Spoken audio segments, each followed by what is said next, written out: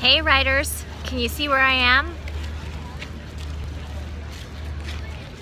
That's right, I'm at Notre Dame. And I want to have a little conversation with you about travel writing. There's a lot to talk about when we talk about travel writing, but just want to make a couple of points to those of you who are working on material that takes you to some other place around the world besides where you live.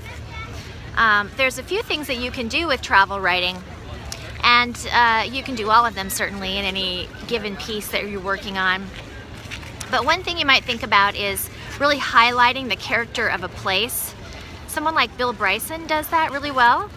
Kind of takes you on a trip, and the location becomes the character of another character in the book, which is a lot of fun to read about in his voice because he's so hilarious.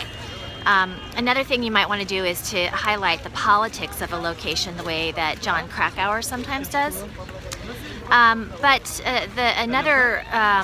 way to think about travel writing is to think about writing about how the location or the place actually changes the main character or the narrator. So in something like Eat, Pray, Love, which is certainly by all means not the only example of that, A Year in Provence, Under the Tuscan Sun, you know, these places highlight both, or these books highlight both the places and the change in the main character as the main character or the narrator interacts with the location.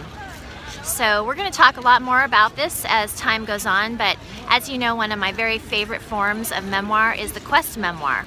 So with the quest memoir, typically the narrator goes on a journey, and very often that's a literal journey. Not always, but sometimes it is.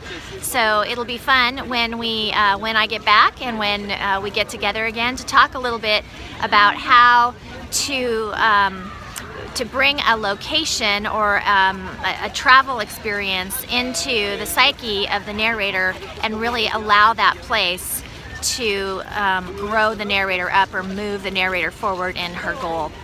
So that's all for right now. It's noisy out here, a lot of fun, and I'll see you soon. Big kiss.